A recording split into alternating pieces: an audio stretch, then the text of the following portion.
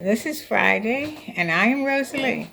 Today is a special Friday. It's June 19th, um, otherwise known as Juneteenth, because it was in 1865 when the General Gordon Granger went to Texas with about 1,000 or more federal troops to tell them that the Civil War was over and that slavery was also over.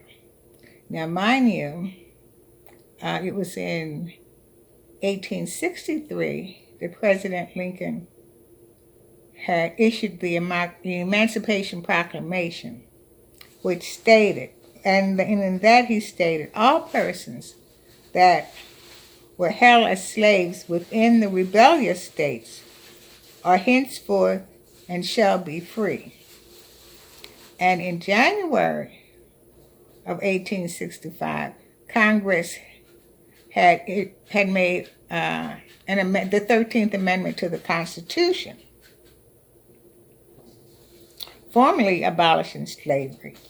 And there were slaves in Texas because Texas was among those rebellious states. Why did the states rebel? The southern states wanted to preserve their way of life. They wanted to keep the free labor that they had from slaves. They wanted to keep that. We look at the bars and stars. Is it a proud heritage? Or is it a heritage that brings sadness to us when we think back of all the hurt, or the harm, or the pain that was endured? Okay, but I want to take a quick look back in time.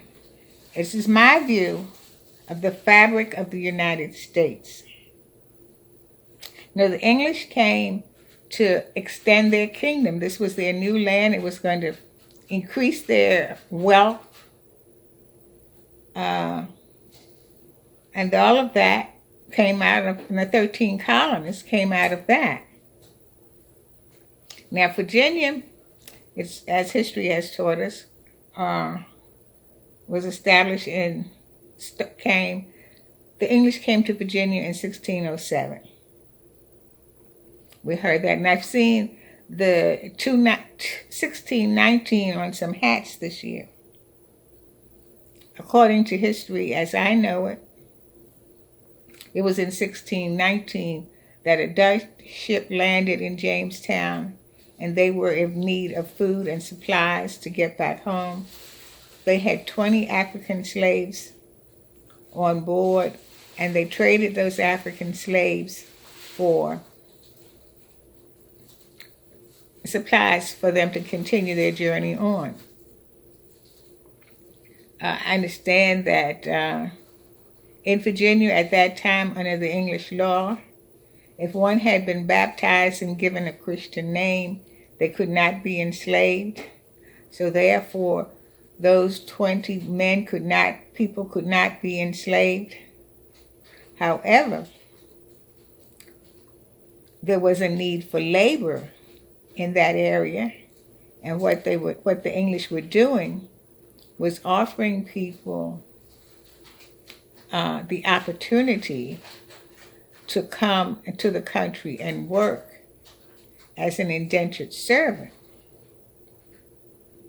which meant you signed a contract for your transportation to America, for a place to live, for clothes, for food, and at the end of your agreed term, which was anywhere from 4 to 7 years, you would be given a piece of land and some grain to start your first crop, which would give you the opportunity then to become a planter and build your wealth if you so choose. So these 20 people became indentured servants. Now, I don't know if the man by the name of John Punch was one of those 20, but he later came on the scene. They say he was known to live in Virginia at least from 1930 on. He and two Europeans, one named Victor and one named James, didn't like being indentured servants, didn't like having a master. So they decided to run away to Maryland. But they were caught in a few days and brought back to Virginia and were taken before the courts. My understanding is that the two Europeans had 4 years extended to their contract of service. But when it came to John Punch, he was sentenced to work for his master for the rest of his natural life. The first slave in Virginia. And we're going to go with that story. True, false, I don't know, but that's the way I understand it. That's what history has told me.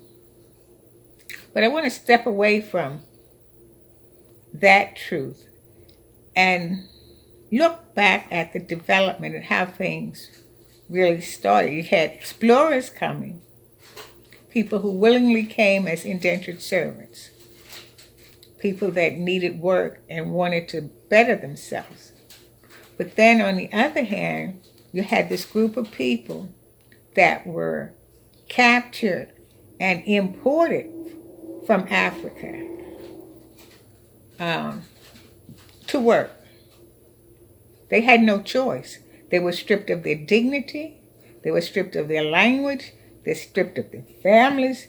They were stripped of everything that they knew. Brought to this land in chains on a ship. And weren't allowed to be with people on the ship, I understand, that spoke the same language that they did. So they were stripped of everything. The difference in that, in coming willingly and coming as a captured person, creates a difference. There is no equality in that. And then as they live and work in this country, this new land, the indentured servant has the opportunity to grow. The slave has nothing but this man's land, this person's land, to do what you are told. And even later, when you think of people who came to Ellis Island, you got Ellis Island in New York, you have an auction block in South Carolina. You put on an auction block and you're stripped down and people are inspecting you and looking and seeing how much you're worth. You're making bids on your life. There is no equality in that. There isn't really. This one side has no dignity whatever. And we look at education. The same group of people who even may have started out their life as an indentured servant has an opportunity to better themselves. Schools are developed. Universities are developed. People are educated as teachers. Got that person that came as a slave. It's against the law for that person to learn to read and write. There are no schools being developed for that person at that early time. There's no type of education, no teachers. You got that imbalance. It's not even about the scales of justice. There's no way that scale can be balanced. We have this group that come as an indentured servant, as an explorer. Their families are intact. They're growing families. They're educating their children. But this group that was imported, their families are being ripped apart. Mothers are being sold. Children are being sold. Fathers and sometimes sent out as if they are an animal to impregnate women on other plantations. You know, as a child, I lived on a farm, and if you had a cow, you wanted to have a calf, you'd go to someone else's farm and bring their bull to your farm to mate with the cow so you could have a calf. And they're taking men from plantation to impregnate women, and their family base is not growing. He's his wife, or if he has someone that he considers a wife, and she knows that her husband is being ripped away from her. Or when he come back, she may be sold someplace. There was no building of family structure in that kind of society. Now we got these two groups of people that's growing and developing. And when we look back, a number of us can go back generation, and it's not that far, because I am the second generation of my family that was born out of slavery. My grandmother was born right on the cusp, but she was born on Cedar Park Plantation. Her mother was a cook. Her grandmother was a cook there. So she was born in the attic of the kitchen. Cedar Park Plantation. Not that long ago. I may be the age that I am, but I am still just the second generation born outside of slavery. And I know I sound like I'm preaching, because this makes me angry too. I get angry and I get disgusted when I go to talk about it. We're here. So that's my theory, but I wanted to share that. I wanted to put that out there, that you had that. When I look back at the fabric of this country and how, you can come as an indentured, you can come as an explorer, you can come as an indentured servant, but you come willingly. But the other person is imported. They have no choice. They were brought here in chains, as if they were something less than human. They had no hope of ever building. They knew where it had nothing to do with where they were. They didn't want to be here. We had Ellis Island. We had an auction block. That's our history. We don't want to forget that. We can praise Ellis Island. I have nothing against Ellis Island. But I can't go to Ellis Island and look for my family's name. If I go to Ellis Island and I look for the last name of Wicks, I know that that's not the people who came from Africa. They came from England. There are no auction blocks anywhere with the names of the people who are my ancestors on it. Education was a fight. Marriage was not something to be proud of and treasured and carried on, because they could be ripped apart. It was almost like having a temporary relationship. The foundation and the fabric of our society is interwoven. They said there's no other country in the world where slaves and ex-slaves live side by side. The slaves and the slave owners. The slave owners' children live side by side and grow. This is new. And I would like to think that the riots, not so much the riots, but the protests, is changing that fabric. A new foundation is being built. And I pray that it will grow. That John Punch is a name we should not forget. Look him up. As I understand it, he's the first slave in the United States. Yes, we're celebrating Juneteenth today. The Texas folks got their freedom 2 years later than other people. But even with that, you had the end of the Civil War. You had that group that was scrambling to save what once was. You had the other group saying, I'm free, now what?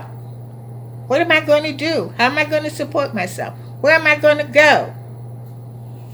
Who's going to hire me for work? How do I find work? fabric of America. Look at it for yourself, I'm suggesting. Because I believe one of my missions in life is to give people food for thought. And hopefully I have given you some food for thought today. Think about the fabric of this country, not just as it is today, but how it began. The foundation for you, for your family, for those around you. And remember, John Punch,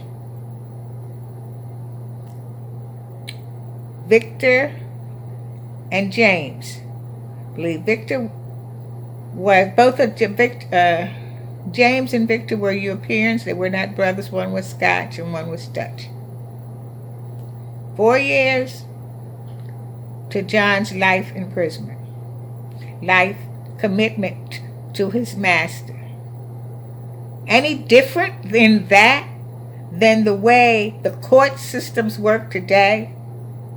I don't think so. This is Rosalie. Until next time.